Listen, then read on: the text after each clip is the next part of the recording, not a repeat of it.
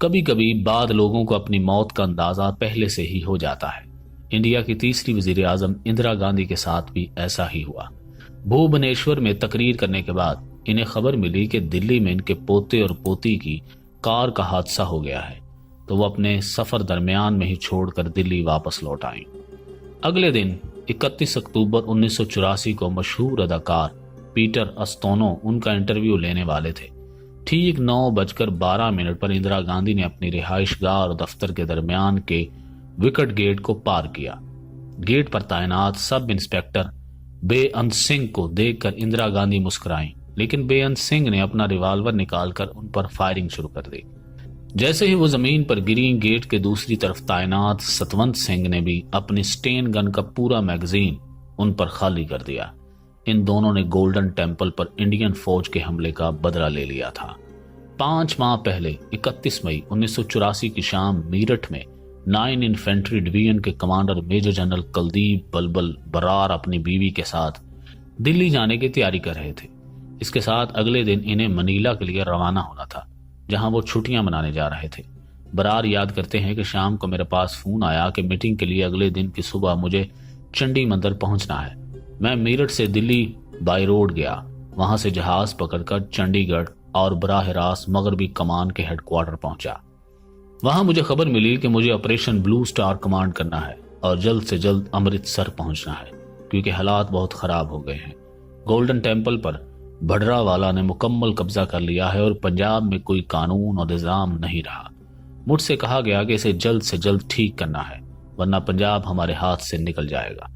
میری چھٹی منسوخ ہو گئی۔ میں فوری طور پر ہوائی جہاز سے امرتسر پہنچا۔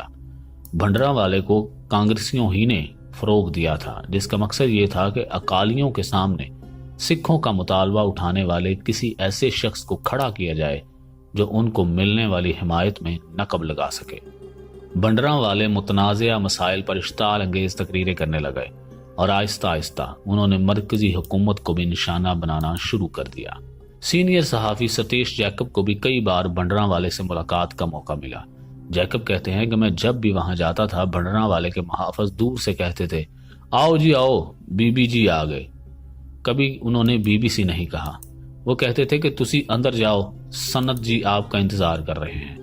وہ کہتے ہیں بھنڈرا والے سے ایک بار میری اکیلے میں طویل ملاقات ہوئی۔ ہم دونوں گولڈن ٹیمپل کی چھت پر بیٹھے ہوئے تھے، جہاں کوئی نہیں جاتا تھا۔ وہاں بندر ہی بندر گھوم رہے تھے۔ میں نے باتوں ہی باتوں میں ان سے پوچھا کہ جو کچھ آپ کر رہے ہیں، لگتا ہے کہ آپ کے خلاف کچھ ایکشن ہوگا۔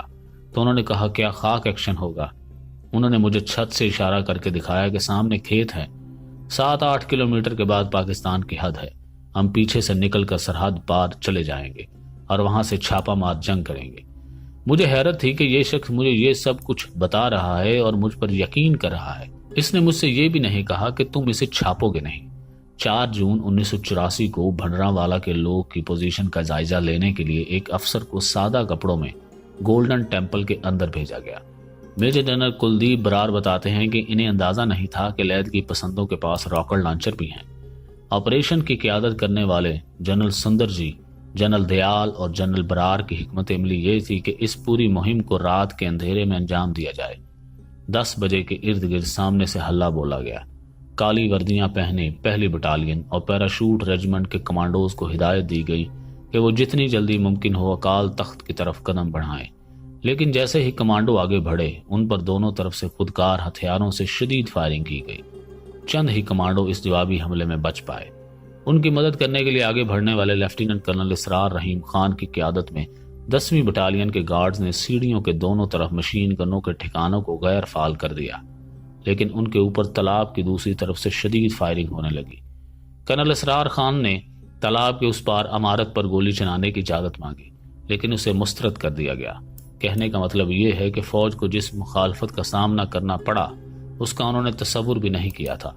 برار کہتے ہیں کہ وہ تو پہلے 45 منٹ میں پتہ چل گیا تھا کہ ان کی پلاننگ، ان کے ہتھیار اور ان کی قلعہ بندی اتنی مضبوط ہے کہ ان سے نمٹنا آسان نہیں ہوگا۔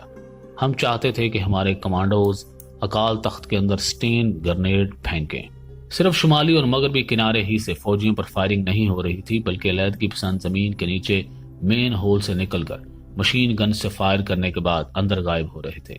जनरल बुलबुल बरार याद करते हैं कि हमारी कोशिश थी कि हम अपने जवानों को अकाल तख्त के नज़दीक से नज़दीक पहुंचा सके, लेकिन हमें पता नहीं था कि उनके पास रॉकेट लॉन्चर है। उन्होंने रॉकेट लॉन्चर फायर करके APC को उड़ा दिया। जिस तरह से चारों तरफ जारी फायरिंग जारी थी, जनरल बरार को मजबूर होकर टैंक मंगवाना पड़े। मैंने जनरल बरार से पूछा कि क्या टैंकों का इस्तेमाल पहले से आपकी मनसूबाबंदी में था? बरार का जवाब था कि बिल्कुल नहीं। टैंकों को तब बुलाया गया जब हमने देखा कि हम अकाल तख्त के नज़दीक भी नहीं पहुंच पा रहे। हमें डर था कि सुबह होते ही हजारों लोग आ जाएंगे और चारों तरफ से फौज को घेर लेंगे। टैंकों का इस्तेमाल हम इसलिए करना चाहते थे कि उनके बल्ब बहुत ताकतवर होते हैं। हम उनके जरिए उनकी आंखों को चुंधिया देना चाहते थे ताकि वो कुछ लम्हों के लिए कुछ न देख पाएं और हम उसका फायदा उठाकर हमला कर दें। वो कहते हैं लेकिन ये बल्ब ज्यादा से ज्यादा 20, 30 या 40 सेकंड तक ऑन रहते हैं और फिर फ्यूज हो जाते हैं। बल्ब फ्यूज होने के बाद हम टैंक को वापस ले गए, फिर दूसरा टैंक लाए, लेकिन जब कुछ भी कामयाब नहीं हो पाया और सुबह होने लगी और अकाल तख्त में मौजूद लोगों ने हार नहीं मानी, तो हुक्म दिया गया कि टैंक से अकाल तख्त के ऊपर वाले हिस्से पर फायर किया जाए ताकि ऊपर से गिरने वाले पत्थर से लोग डर जाएं और बाहर निकल आएं। उसके बाद तो अकाल तख्त को किसी और फौजी हदफ की तरह ही समझा गया। बाद में जब रिटायर्ड जनरल जगजीत सिंह अरोरा ने गोल्डन टेम्पल का दौरा किया तो मालूम हुआ कि इंडियन टैंकों ने अकाल तख्त पर कम से कम 80 गोले बरसाए थे। मैंने जनरल बरार से पूछा कि आपको कब अंदाजा हुआ कि जनरल सिंह भंडरांवाले और जनरल शाह बेग सिंह मारे गए हैं? बरार ने जवाब दिया, तकरीबन 30-40 लोगों ने बाहर निकलने के लिए दौड़े लगाई। हमें लगा कि ऐसी कुछ बात हो गई है और फिर फायरिंग बंद हो गई। फिर हमने अपने जवानों से कहा कि अंदर जाकर तलाशी लो, तब जाकर उनकी मौत का पता चला। लेकिन अगले दिन कहानियां शुरू हो गई कि वो रात को बचकर पाकिस्तान पहुंच गए और पाकिस्तान टीवी ऐलान कर रहा है कि भंडरांवाला उनके पास है और 30 जून को वो इन्हें टीवी पर दिखाएंगे। वो कहते हैं कि मेरे पास वजीर इत्तलात HKL भगत और सेक्रेटरी खारजा का फोन आया कि आपका कहना है कि भंडरांवाले की मौत हो चुकी है जबकि पाकिस्तान कह रहा है कि वो जिंदा हैं। मैंने कहा कि उनकी शनाख्त हो गई है और उनकी लाश उनके खानदान को दे दी गई है और उनके पैरोकारों ने उनके पैर छुए हैं। उनकी मौत हो गई है, अब पाकिस्तान जो चाहे वो बोलता रहे। इस पूरे ऑपरेशन में इंडियन फौज के 83 फौजी हलाक हुए और 248 जख्मी हुए। इसके अलावा 492 दीगर लोगों की मौत की तस्दीक हुई और 1592 अफराद को हिरासत में लिया गया। इस वाकया से इंडिया का पूरी दुनिया में सिख बरादरी के जज्बात मजरूह हुए। ये इंडियन फौज की फौजी जीत जरूर थी, लेकिन इसे बहुत बड़ी सियासी शिकस्त समझा गया।